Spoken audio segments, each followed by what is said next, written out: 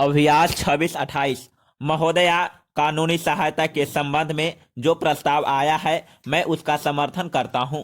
मैं इसलिए समर्थन करता हूं क्योंकि मेरी समझ यह है कि जनतंत्र के अंदर गरीबों को सत्ताया न्याय दिलाना राज्य की जिम्मेदारी होनी चाहिए। लेकिन आज़ादी के 35 वर्ष के बाद भी देखने को यह मिलता है कि आज भी लोगों को महंगी दर पर न्याय मिलता है। गरीबों का कचहरियों में पहुंचना और सस्ता न्याय पाना एक असंभव सी बात है।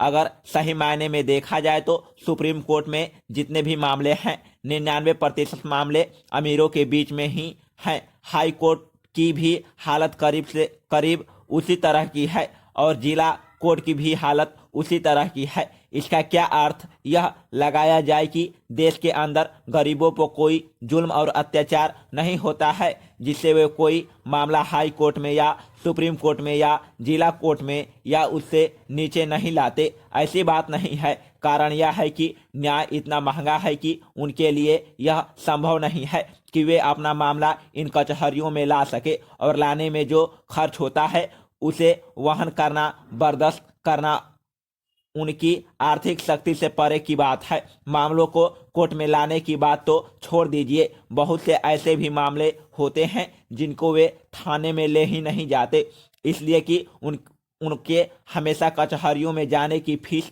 आने जाने का खर्च और कोर्ट के खर्च, इन तमाम खर्चों के चित्र जब प्रस्तुत होते हैं तो वे कचहरियों के मामले फाइल करना उचित नहीं समझते हैं। इसलिए जो सरकार बार बार घोषणा करती है कि लोग कचहरियों में जाएं और यह महंगा न्याय प्राप्त करे, यह उनके लिए असंभव सी बात है। सरकार ने बहुत तरह के कानून बनाए हैं।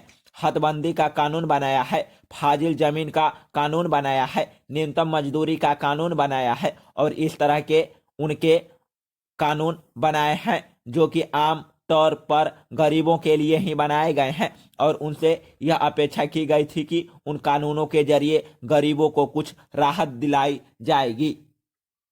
हम लोग देहातों से आते हैं। हदबंदी से फाजिल जमीन के लिए जो संघर्ष होता है उस संघर्ष के लिए मामला फाइल करना कचहरियों में गरीबों के लिए बिल्कुल ही असंभव है। उसी तरह से फाजिल जमीन से जनित मामले, न्यूनतम मजदूरी से जनित मामले, छुआछूत से उत्पीड़ित जो मामले होते हैं, इन तमाम मामलों को कचहरियों में लाना गरीबों के लिए एक असंभव सी बात हो गई है। इसलिए जरूरत इस बात की है कि जो कानून सरकार ने पारित किए हैं उनको शुरू कर सरकार सचमुच में गरीबों को न्याय देना चाहती है। अगर वह चाहती है कि विभिन्न तरह के जो सामाजिक कानून पास हुए हैं उस कानून के जरिए गरीबों को राहत मिले, इसका प्रबंध करे।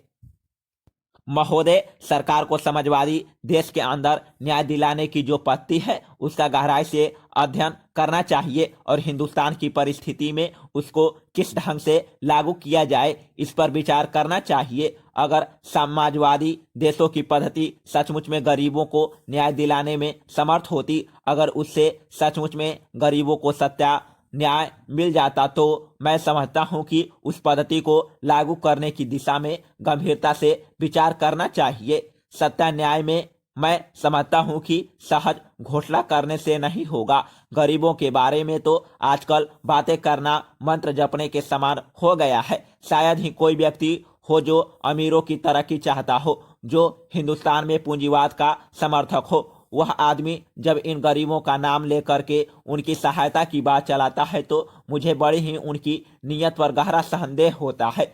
इसलिए मैं चाहता हूं कि जब हिंदुस्तान के संविधान में समाजवाद का लक्ष्य रखा गया है, उसकी प्रस्तावना में समाजवादी उद्देश्य है, तो महज प्रस्तावना तक ही वह सीमित नहीं रहना चाहिए। मित्र जी ने कहा कि दूसरी ओर बहुत से सेक्शन ऐसे हैं जहां सत्ता न्याय देने की दिशा में संविधान में कुछ संशोधन किया गया है। नीति निर्देशक तत्वों में इस तरह की बात कही गई है, हमें सत्ता न्याय देना चाहिए। तो ऐसी अवस्था में जब संविधान में इस तरह की बातें है तो अब संविधान तो हमारे देश का बुनियाद कानून है, उस कानून से दूसरे कानून बनते हैं। ऐसी अवस्था में दूसरे कानूनों को बनाना ताकि गरीब लोगों को सत्ता न्याय मिल सके, इस संबंध में जरूरी है।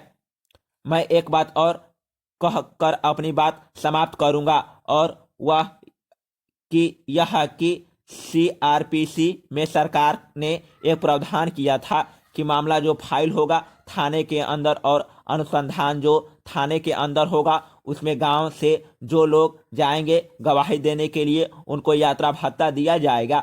यह सीआरपीसी का संशोधन था और मुझे स्मरण है कि 1972 या 1974 में हुआ था और इस तरह का प्रावधान वहां किया गया था। मैं समझता हूं कि गरीब को जो मामला फाइल करता है उसे न्याय नहीं मिलता क्योंकि वह आने जाने को वहन करने में असमर्थ हो जाता है। मैं सरकार से जानना चाहता हूं कि सीआरपीसी में जो इस प्रकार का प्रावधान किया गया है क्या सरकार ने उसके लिए कोई उचित प्रावधान किया है ताकि लोग अगर थाने में जाएं अनुसंधान के लिए थाने में गवाही देने के लिए जाएं तो उनको इस तरह की सुविधा मिल सके।